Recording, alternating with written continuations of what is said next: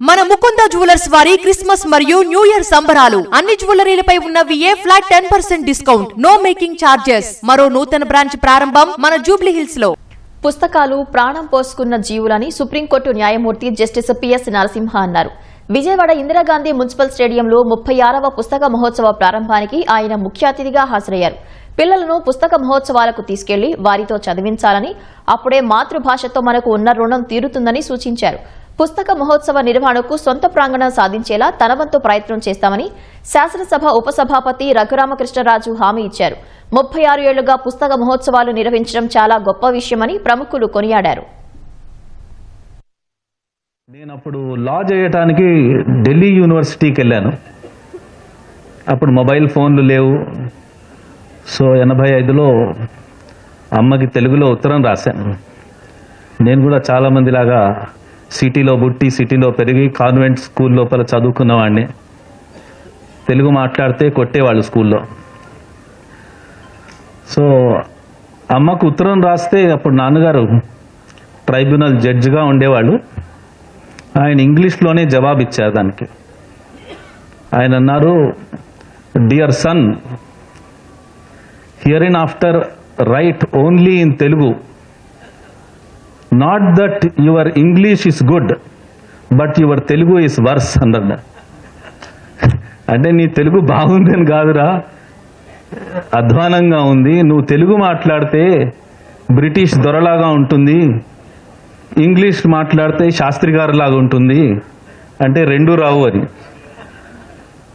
అప్పటి నుంచి కొంచెం భయపడి తెలుగు చదవటం మొదలుపెట్టి మర్చిపోతానేమో అన్న భయంతో పేపరు ఈనాడు తెప్పించుకొని చదువుకోవటం, దాని తర్వాత రామాయణం భారతం చదవటం అలవాటైంది. నేను ఎప్పుడు అనుకునేవాడిని పుస్తకాలు ప్రాణం పోసుకున్న జీవులని అనుకునేవాడిని. పుస్తకాలు మన ఎన్నుకుంటాయి, నన్ను చదవరా అనే మన దగ్గరకు వస్తాయి. బంధించిపోయాం తెలుగు భాషతోటి, అది మన బంధుత్వం. తెలుగు తక్కువైపోతుంది, మాట్లాడటం తక్కువైపోతుంది. సిటీ లోపల ఎవరు తెలుగు మాట్లాడే వాళ్ళే లేరు. నా సొంత ఇంట్లోనే మా పిల్లలందరూ ఇంగ్లీష్లోనే మాట్లాడుకుంటూ ఉంటారు. అది చూసి మనం ఏం చెయ్యలేము అన్న పరిస్థితిలోనే ఉన్నాం మనం. కానీ అది దాటి వెళ్ళాలి, మనం చెయ్యగలం. 1-2 జనరేషన్సే మిగిలాయి కాపాడుకోవటానికి భాష. మనం దాని తర్వాత కుదరదు, లాటిన్ లాగా తయారైపోతుంది బహుశా.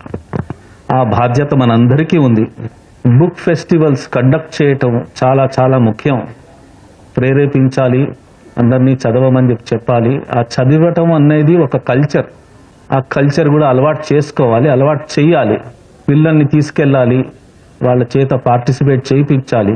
అప్పుడే బహుశా మనం మాతృభాష మీద ఉన్న మన రుణం తీరుతుంది. లేకపోతే ఈ జీవితంలో ఆ రుణం తీర్చుకోకుండా చచ్చిపోయిన వాళ్ళం అవుతామని నా భావన. 36 సంవత్సరాల నుంచి బుక్ ఫెస్టివల్ చేస్తున్నారు.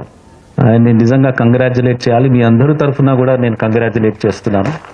ఇంకా పుస్తకాలు ఎవడు కొంటాడు అని ఒక దశాబ్ద కాలం క్రితం చాలామంది అనుకున్నారు. నేను అలాగే అనుకున్నా. కానీ ఆ ల్యాప్టాపుల్లో మనం చదివితే 1 గంటకు మించి మనం చదవలేం. కళ్ళకి స్ట్రెయిన్, ఆరోగ్యానికి మంచిది కాదు. కంటిన్యూస్గా మెసేజ్లు వస్తూ ఉంటాయి, మనం డిస్టర్బ్ అయిపోతూ ఉంటాం. రాష్ట్ర ఉప ముఖ్యమంత్రి గారికి కూడా పుస్తక పఠనం అంటే ఆయనకు కూడా మక్కువ చాలా ఎక్కువ. ఆయన కూడా పుస్తకాలు బాగా చదువుతారు. వారిని కూడా సంప్రదించి పెద్దలు నారాయణ గారు చెప్పినట్టు ఖచ్చితంగా ఒక సొంత ప్రాంగణం బుక్ స్టాల్, బుక్ ఫెస్టివల్కి ఏర్పాటు అయ్యేలాగా నేను కూడా కృషి చేసి అది సాధించగలమన్న నమ్మకం ఖచ్చితంగా ఉంది.